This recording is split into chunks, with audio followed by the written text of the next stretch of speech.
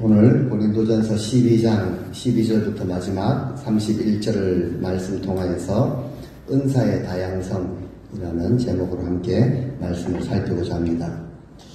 고린도전서를 통하여서 바울이 계속 이제 교회에 대해서 설명하고 있습니다.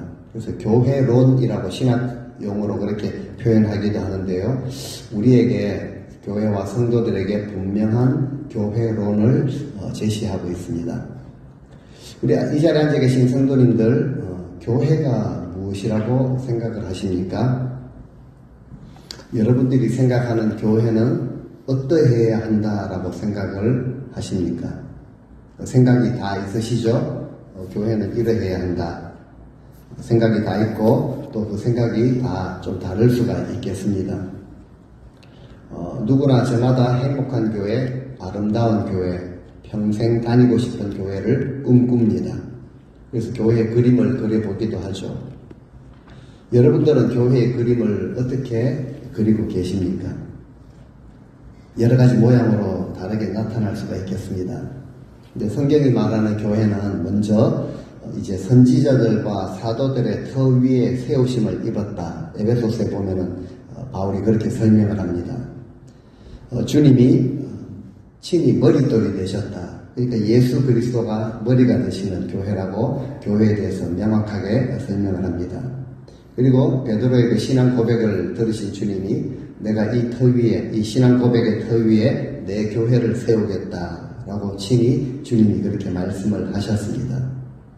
여러 가지로 많이 설명할 수 있겠지만 선지자들과 사도들의 터 위에 세워진 교회고 주님을 향해 올바른 신앙 고백이 드려지는 교회요. 주님이 교회 머리가 되시는 그런 교회가 정말 성경이 말하는 그런 교회입니다. 근데 사실 오늘날 교회들의 모습을 보면은 참 이렇게 무기력한 것 같죠. 제 기능을 때로는 잘 발휘하지를 못하는 것 같습니다. 심지어는 병들고 문제가 많은 것처럼 이렇게 보입니다. 그래서 서로 때로는 마음의 문을 닫기도 하고 불편한 부분이 상당히 있습니다. 그래서 때로는 이건 아니야, 이건 틀렸어 이렇게 부정하고 싶은 그런 마음도 생기실 것입니다. 하지만 이런 연약함, 부족함이 있을지라도 많을지라도 교회는 주님의 교회입니다. 정말 그 속에 예수 그리스도를 향한 분명한 신앙의 고백, 주님이 교회의 머리가 되시고 주님이 우리의 구원자, 주권자가 되신다라는 이 고백과 믿음이 있다면은 반드시 교회는 승리할 것입니다. 주님이 원하시는 모습으로 다듬어지고 성장하고 성숙하게 될 것입니다. 오늘 본문에서 사도 바울이 교회를 설명할 때 교회를 그리스도의 몸이라고 그렇게 설명을 합니다. 27절을 한번 보실까요? 같이 한번 읽겠습니다. 너희는 그리스도의 몸이요 지체의 각 부분들이다. 사실 이것은 엄청나게 놀라운 그런 설명입니다. 태어나서 신앙생활하고 교회 오면서부터 늘 들어가지고 교회는 주님의 몸입니다. 이것이 그냥 너무 추상적으로 다가올지는 모르지만요. 실제적으로 우리가 그리스도의 몸이라는 이 사실은 엄청나게 놀라운 그런 표현입니다. 이런 설명 이전에 우선 골로새서 1장 18절을 보시면은 예수 그리스도에 대해서 이제 바울이 골로새 교회에 대해 설명을 할 때 주님에 대해서 이렇게 설명을 합니다. 같이 한번 읽어보겠습니다. 그는 몸인 교회의 머리시라. 그가 근본이시여 죽은 자들 가운데서 먼저 나신 이시니 이는 친히 만물의 으뜸이 되려 하시니요. 아멘. 우리 주님은 교회의 머리가 되시는 분이시다 라고 분명하게 말하고 있죠. 그래서 성경은 교회에 대해서 말할 때 하나의 그 신체 구조로 설명하고 있다는 것이 정말 놀랄만한 그런 일입니다. 생각을 해보면은 진짜 적절한 비유다. 그죠? 머리가 없는 몸을 생각할 수가 없듯이 주님이 머리가 되시고 우리가 각 지체가 다 몸을 이루고 있다라는 이것은 정말 신비롭기도 하고 놀랍기도 합니다. 정말 놀랄 만한 일이다라는 것이죠. 우리가 유기체를 이루는 하나의 몸이라면은 머리가 누구십니까? 예수 그리스도이시죠. 그런데 간혹 성도님들 중에 말도 안 되는 소리를 하고 계시는 분이 계십니다. 저도 포함이 되지만요. 죄송한 표현이긴 하지만 이 목사를 교회 머리로 착각하는 실질적으로 착각하는 분들이 실질적으로 계십니다. 교회 머리는 목사도 아니고 장로도 아니고 어떤 막강한 실세도 아닙니다. 교회 머리는 주님이십니다. 주님이 머리가 되시지 않는 교회는요, 아무리 초대형 건물을 자랑한다고 할지라도 수천 명, 수만 명이 모인다고 할지라도 1년 예산이 몇억, 우리 몇십만 불, 몇백만 불이 된다고 할지라도 이상한 교회입니다. 병든 교회입니다. 하나의 종교 집단에 불과한 것이죠. 건강한 몸은 머리의 명령대로 신체가 잘 움직이고 원활하게 각 기능이 발하는 이것이 건강한 몸이다라는 것을 생각할 때 건강한 교회, 살아있는 교회는요, 예수 그리스도가 교회 머리가 되시고 머리이신 주님의 명령대로 모든 지체들이 살아서 잘 움직이는 순종하는 그런 교회가 바로 살아있는 교회고 건강한 교회죠. 정말 위험한 교회, 온전하지 못한 교회, 병든 교회의 특징이 있다면은 어떤 재정이 있는 사람, 발언권 센 사람, 보스와 같은 그런 인물을 중심으로 움직여지는 교회, 참 위험한 교회입니다. 참 연약한 교회죠. 심하게 표현하면은 교회가 아닙니다. 주님이 머리가 되시지 않는데 아무리 번듯한 조직과 어떤 외형적인 모습을 갖추고 있다고 할지라도 본질적으로는 그 교회가 아니라라고 할 수가 있습니다. 친교 모임에 불과한 것이죠. 그만큼 중요한 사실입니다. 교회는 주님께서 머리가 되셔야 한다는 것이죠. 머리이신 주님의 뜻대로 몸의 각 부분이 원활하게 움직여져야 한다는 것입니다. 머리가 그리스도시라면은 바로 몸은 우리라는 것을 의미를 하죠. 그래서 오늘 본문 27절에 보시면은 우리가 그리스도의 몸이다라는 이 놀라운 선포를 하는 것이죠. 각 지체의 각 부분들이다라고 성경은 우리에게 분명하게 말합니다. 그래서 오늘 말씀 12절부터 보시겠습니다. 몸은 하나인데 지체가 많죠. 손, 발, 손가락, 눈, 코, 그리고 내장까지 포함해가지고요. 지체가 많이 있습니다. 머리카락도 포함이 되는 것이죠. 그런데 한 몸입니다. 이와 같이 그리스도도 그러하다라고 선포를 하고 있습니다. 몸이 하나라고 하시죠. 바로 이렇게 선포하는 말씀이 몸이 하나라는 것을 선포하십니다. 무슨 뜻이겠습니까? 다른 것이 아니라 2개, 3개가 아니라는 것이죠. 몸이 2개, 3개, 4개가 될 수 없다라는 것입니다. 이해하기가 쉬운 것 같은데 쉽지 않습니다.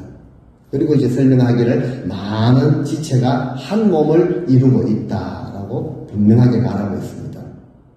머리는 한 분이신데 몸통이 여러 개로 갈라지고 나눠질 수가 없죠. 또 한 몸에 머리가 여기도 있고 저기도 있고 머리가 이렇게 있을 수가 없죠.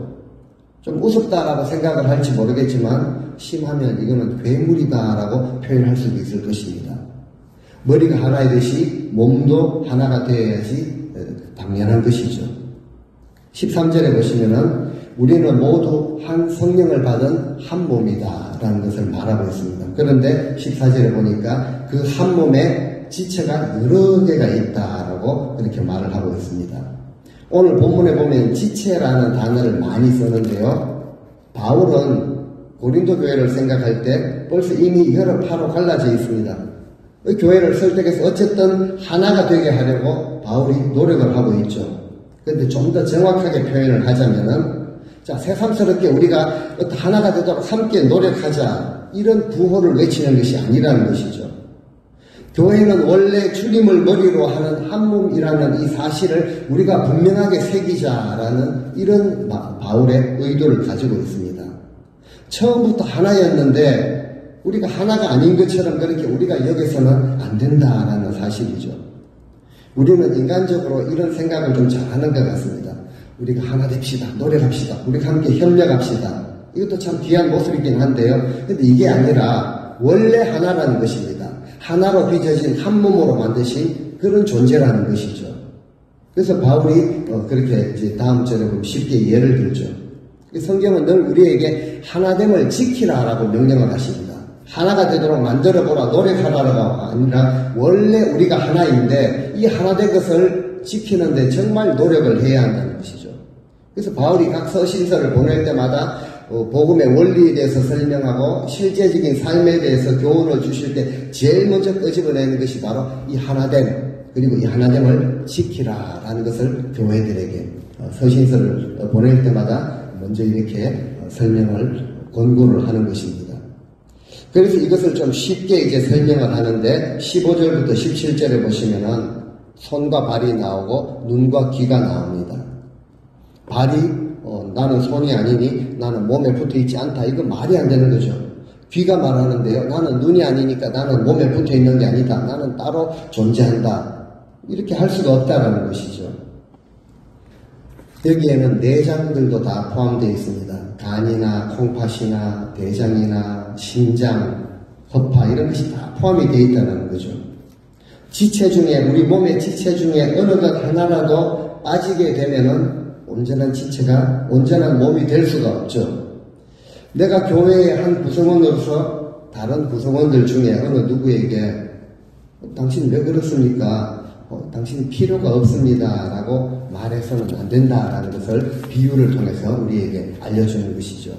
왜냐하면 하나님께서 우리 몸의 신체 조직 중에 어느 것 하나라도 빠지면은 제 기능을 발휘할 수 없도록 우리 인간의 몸을 그렇게 창조하셨듯이 교회 역시 유기적으로 한 몸을 이루는 교회 내의 모든 성도들 중에 한 지체라도 우습게 여기거나 배척을 하거나 빠지게 되면, 그래서 빠지게 되면은 교회가 제 기능을 발휘할 수 없다. 그렇게 하나님이 교회를 신기한, 그런 신비로운 그런 존재로 하나님께서 만드셨다라는 것을 설명을 하는 것입니다. 18절에서 20절 말씀을 보시면은 하나님께서 원하시는 대로 각자의 그 자리에, 각 지체를 그 자리에 하나님이 두셨다라는 것을 설명을 하고 있습니다. 그렇죠? 하나님이 그 원하시는 대로 지체를 각 부분에 두셨다라고 분명하게 말을 하고 있습니다. 그리고 제자리에서 자기 기능을, 자기 사명을 발휘하도록 하십니다. 이런 분을 이런 모습으로, 저런 사람을 저런 모습으로 그 자리에 두신 것은 바로 하나님이시다라는 거죠. 교회의 어떤 조직이나 목사가 부탁을 해가지고 두는 것이 아니라 이것을 주관하시고 두신 분은 하나님이시다라는 것입니다. 그래서 19절에 보면은 다 우리가 한 지체뿐이면은 먹는 거 좋아한다고 전부 입이 되면은, 그리고 뭘 이렇게 취할 수 있다고 전부 손이 되려고 한다면은 어떻게 돼? 몸이 어디 있느냐라고 이렇게 말을 하고 있죠. 그래서 많은 지체가 있지만, 20절에 많은 지체가 있지만 결국 몸은 하나다라는 것을 말하고 있습니다. 자, 18절 말씀 보시니까 우리가 쉽게 좀 이 월권 행위를 우리가 좀 잘하는 것 같습니다. 그렇게 좀 잘하죠. 귀를 보고요, 귀를 향해서 이렇게 말합니다. 당신은 왜 나처럼 냄새를 잘 못 맡냐? 왜 저래? 이렇게 표현을 하기도 하죠. 발이 되었었는데 왜 나만 피곤하게 걸어다니는 이 고생을 해야 되지? 이런 마음을 가지기도 합니다. 그래서 성경이요, 이런 마음을 가지면 안 된다라고 21절에 말합니다. 21절을 같이 한번 읽어보시겠습니다. 눈이 손들어 내가 너를 쓸 데가 없다 하거나 또한 머리가 발들어 내가 너를 쓸 데가 없다 하지 못하리라. 그러니까 상대방을 향해서, 서로 지체를 향해서 당신 별 도움이 안 됩니다, 쓸 데가 별로 없습니다 라고 해서는 안 된다 라고 성경이 가르치고 있습니다. 우리가 알아듣기 쉽게, 그죠? 말씀을 대할 때는 알아듣기 쉽게 우리가 말씀을 이렇게 우리에게 말씀을 하시는데, 우리는 쉬운 말씀이지만 들을 귀가 있는 자가 되어야 합니다. 우선 표현으로 넘기면 안 되죠. 손이 발들어 너는 손이 아닌데 뭐 이렇게 말하는 좀 우선 쉬운 표현으로 말하지만요. 정말 말귀를 알아듣는 자가 되어야 한다는 거죠. 가볍게 여기서는 안 된다라는 말씀입니다. 실제로 정말 필요한 그 지체다라는 것을 우리가 알아야 하고 또 소중하게 여겨야 한다는 것이죠. 그뿐만 아니라 22절에 보니까 더 약하게 보이는 그런 지체. 약하게 우리 눈에는 약하게 보이는데 성경 말씀은 하나님은 요긴하다라고 그렇게 말씀을 하십니다. 우리는 늘 겉으로 드러나는 모습과 현상을 보면서 쉽게 판단하고 내 판단이 옳다라고 생각하지만 많이 다르죠. 하나님의 판단과는 많이 다릅니다. 하나님은 어떻게 보신다고요? 약한 지체가 도리어 더 소중하다라고 하나님은 그렇게 말씀을 하십니다. 우리 모두는 교회 안에서 귀중한, 소중한, 존귀한 존재들이라는 것이죠. 23절에 보시면은 덜 귀하게 여기는 그런 지체가 있을 수 있습니다. 아름답지 못한 지체가 있을 수 있죠. 그런데 하나님은 그 지체에게 귀한 것으로 입혀주신다. 그리고 그 지체가 아름다운 것을 얻게 하신다. 얼마나 소중한 말씀입니까? 그런데 24절에 보면은 아름다움도 그렇다라는 거죠. 우리가 눈으로 볼 때는 저 아름답다, 귀하다 생각하지만 사실은요. 좀 더 연약하고 추하게 보이는 그런 지체, 별로 나타나지 않는 이런 지체가 더 중요하다라고 하십니다. 25절에 우리가 한 몸이기 때문에 우리 가운데 분쟁이 없어야 하죠. 여러 지체가 서로를 돌아볼 수 있어야 한다라고 말씀을 하십니다. 26절을 보시면요. 우리가 정말 한 지체가 고통을 받는 마침 또 주중에 우리 집사님 한 분이 신장 결석 때문에 맹장이 터지는 줄 알았습니다. 얼마나 가는 지름길로 해서 빨리 갔는데요. 10분도 안 걸렸는데 정말 곧 죽을 것 같은 이런 고통이 있더라고요. 신장에 결석 하나만 생겨도 온 몸이 떼굴떼굴 구릅니다. 이것이 몸이라는 것이죠. 내장기관 중에 위가 안 좋거나 심장이 제대로 뛰지 않아도 온 몸이 고통을 받는 것이죠. 새끼발가락 하나만 없어도 걷는 모양이 원재되지가 않습니다. 반면에 한 지체가 영광을 얻는 게 있죠. 피아니스트가 연주를 잘해서 무대에서 박수갈채를 받습니다. 몇 번 나오죠. 인사를 합니다. 커튼콜이라고 하는데요. 박수갈채를 받으면 그 손이 영광을 받는 것이겠습니까? 온 몸이 영광을 받는 것이죠. 한 몸이라는 것을 이렇게 설명을 하고 계십니다. 그래서 이와 같이 27절에 보시면은 분명하게 말하죠. 우리가 어떤 존재인가. 27절을 한번 읽겠습니다. 너희는 그리스도의 몸이요 지체의 각 부분이라. 많은 지체이십니다. 여러분들은 많은 지체입니다. 많은 지체가 그리스도의 몸을 이루고 있는 한 몸이다라는 이 진리를 성경이 우리에게 말하고 있습니다. 쉬운 예를 들어가면서 우스운 예를 들어가면서 우리에게 말씀을 하시는데요. 우리는 듣는 귀가 있는 자들이, 들을 귀가 있는 자들이 되어야 합니다. 그런데 문제는요. 우리가 하나됨을 모르는 것이 문제입니다. 전혀 깨닫지도 못하고 또 그렇게 하기도 싫다라는 이런 자세가 있죠. 당신은 당신대로, 나는 내 편한 대로, 나는 당신 것 안 건드리고 당신은 내 터치하지 말고 이런 자세가 있더라라는 것이죠. 몸을 비유하자면요. 온몸이 지금 흙이 져서 배가 고픈데요. 발이 냉장고까지 걸어가려고 하지도 않죠. 손이 냉장고 문을 열어주려고 하지도 않습니다. 이건 정말 심각한 교회에 이런 모습이 있다면 이것은 심각한 신앙의 병적 요소가 되는 것이죠. 나만 병들어 있으면 그나마 다행인데 주님의 몸 전체를 아프게 하고 갈라지게 하는, 그리고 또 자신은 잘 깨닫지 못하는 모습.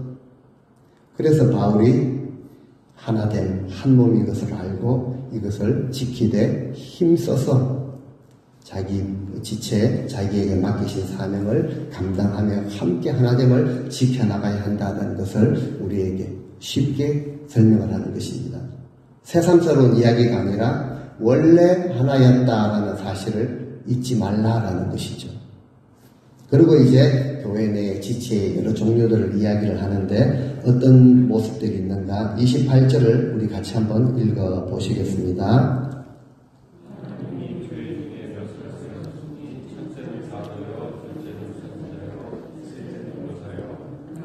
능력을 행하는 자요. 그 다음은 병 고치는 은사와 서로 돕는 것과 다스리는 것과 각종 방언을 말하는 것이라.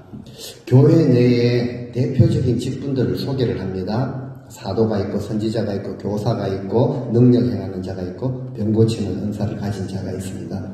서로 잘 도와주는 이런 은사, 다스리는 것, 그리고 각종 방언을 말하는 이런 대표적인 결국 교회의 그 지체의 모습이죠. 은사가 이렇게 다양하게 나타난다는 것이죠. 그런데 특징이 무엇인가? 제일 첫 번째 나와 있죠. 하나님이 교회 중에 모두가 다 하나님께서 그 사람에 맞게 그 위치에 맞게 하나님이 정하시고 하나님이 세우셨다라는 사실입니다. 그래서 어떤 직분이 되었든지 내 경우가 되었든지 이것이 다른 사람 경우가 되었든지 하나님이 세우셨다라는 이 믿음이 있어야 합니다. 29절에 보니까 다 사도를 하겠느냐? 다 선지자 노릇을 하겠느냐? 다 가르치려고 하겠느냐? 다 능력을 행하는 자이겠느냐? 30절 다 병 고치는 은사를 가진 자냐? 다 방언을 말하는 자냐? 다 통역을 하는 자이겠느냐? 왜 이런 말씀을 하십니까? 교회 안에 이런 모습이 있다는 거죠. 왜 당신만 그 좋은 거 합니까? 이런 모습이 있기 때문에 그렇습니다. 사람들이 보니까, 성도들이 보니까 사도는 좀 높아 보였던 것 같습니다. 선지자는요, 좀 뭔가 있는 것 같아 보였습니다. 나는 뭐지? 나도 좀 하자.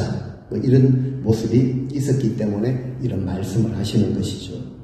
오늘날로 말하자면 그 직분을 계급이나 어떤 내가 인정을 받고 명예로운 이런 것으로 명예로 생각하기 때문이라는 것입니다. 그래서 성경이 말하죠. 분명히 말합니다. 다 사도가 될 수가 없고 다 선지자가 될 수가 없다. 때로는 본인은 간절하게 원한다고 이렇게 할지라도 좀 이렇게 보이는 것처럼 하고 싶어 하지만 다 될 수가 없다라고 이렇게 말씀을 하십니다.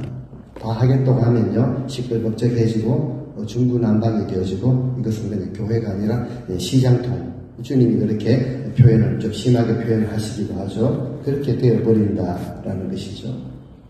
그래서 주님의 교회는 다 하나님이 세우신 것입니다. 하나님이 세우신 그 질서를 따라 그 부르심에 맞게 자기가 자기 직분을 따라서 봉사할 뿐이지 무슨 계급이 아닙니다. 명예도 아니고요. 완장찬 것이 아니다라는 이 사실을 우리가 분명하게 기억을 해야 할 것입니다.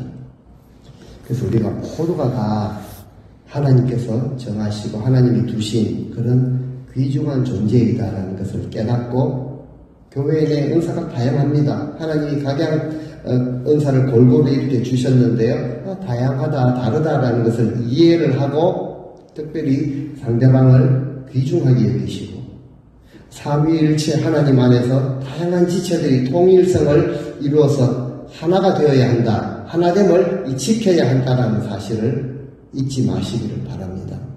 그래서 고린도전서 12장 이 은사장이라고 불리어지는 제일 마지막 절 31절 말씀에 이제 이렇게 바울이 이야기를 하고 있죠. 같이 읽겠습니다.